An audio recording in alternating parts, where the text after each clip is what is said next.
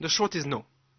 It's a new technology, and it's a revolutionary technology. And it's technology that is advancing faster, further than we as a society can really comprehend. I would posit to you that you and I don't understand how far this is going and how much it is going to affect our lives.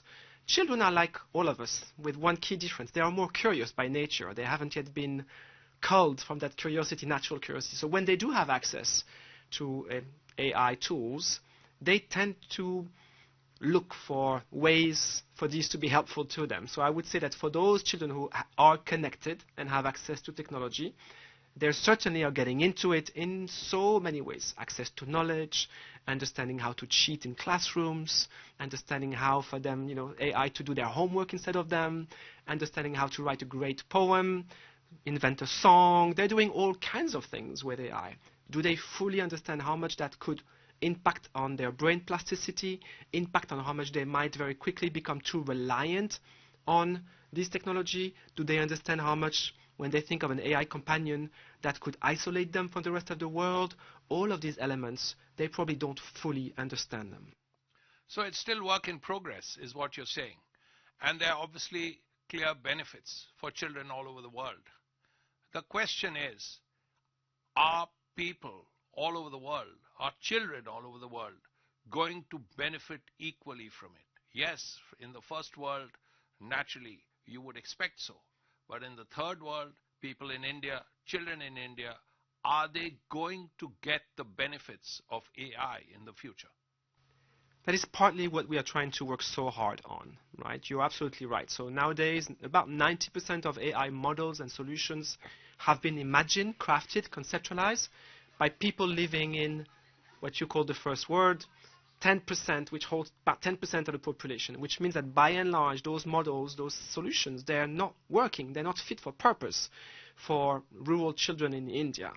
And that is partly why we are so happy to be here at the India-hosted AI Summit, because also that is partly what India is really pushing for, is a, I would say, rejuvenation or awakening to the power of AI across the world, and really trying to be forward-leaning and championing what should be cross-learning across countries, trying to understand if a solution is built for Telangana, does it work in Tanzania and vice versa, so that those countries that are really inventing, trying to understand how that works in rural contexts for children with disabilities, for children with health issues, how does that function, and can I learn from you rather than having to reinvent those solutions? To me and to us, this is part of the power that we hope to really see from the India AI Summit, but we are far from getting there yet.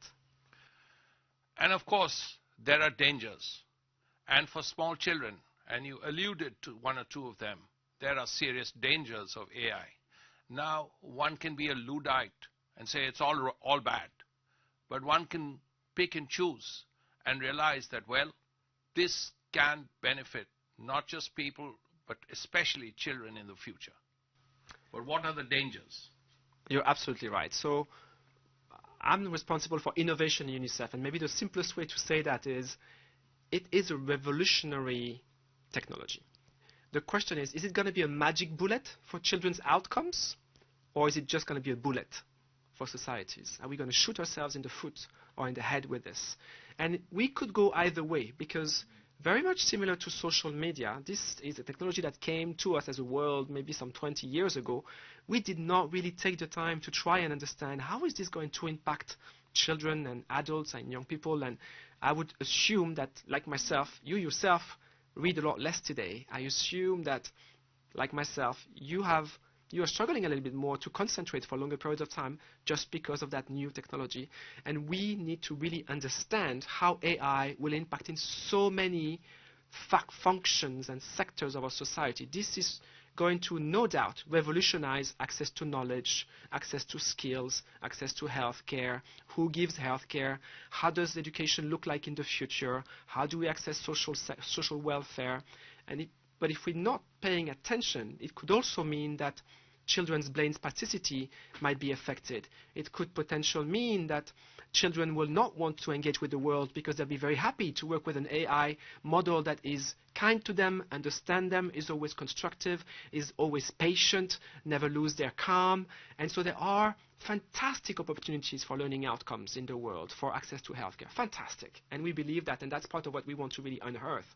There are also significant risks. We need to look at this as a societal issue and as a deeply revolutionizing both ways societal issues, and we need to govern it as such.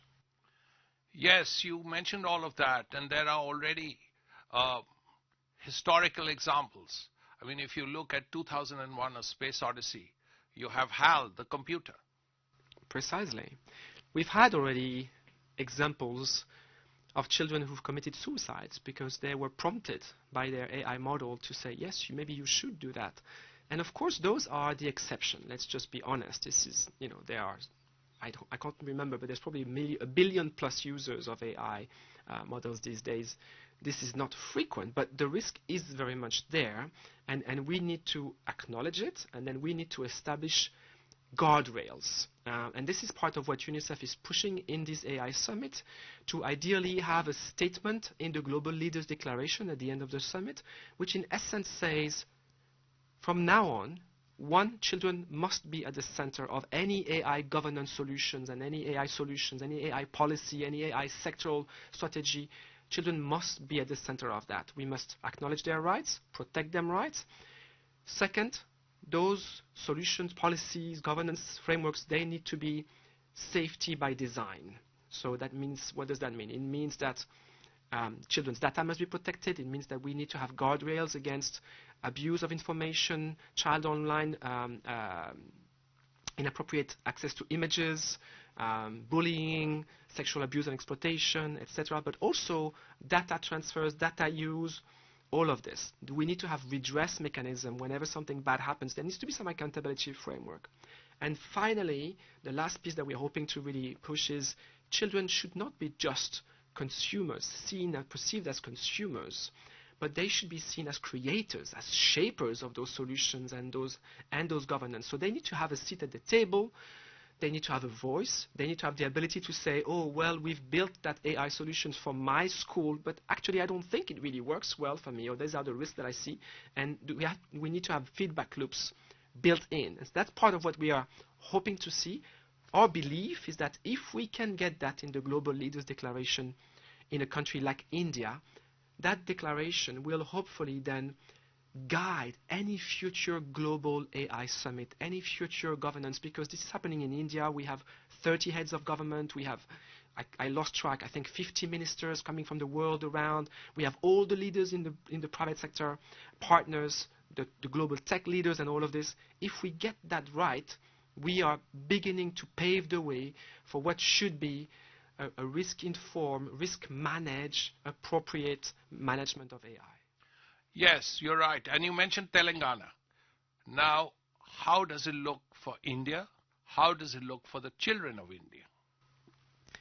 So I don't want to speak on India's behalf because I've just arrived and I don't pretend to know it very well. I do know that a number of the UNICEF government partners, whether it is education or healthcare or social protection, are very keen to understand how do I use that, if I give you an example in education, to really accelerate learning outcomes for children at primary, middle school and secondary level. And that is part of the role we are hoping to play, is helping those partners who are interested maybe collaborate with us and understand, okay, what solutions are we trying together? How do we establish those guardrails that I was describing? How do we monitor whether that impact that we were hoping to see is realized? And how do we monitor whether the potential impact on children's brains, plasticity or whatever, is also potentially realized? And then get those learnings as cross-crossing, or we call that South-South nowadays, so that when India builds those pathways into the education use case, then we can reach out and say to Rhonda, hey, we have this example in India that is quite powerful. This is what went well. This is what really went not so well. Can we learn around this? And that is part of what we really hope to see happening.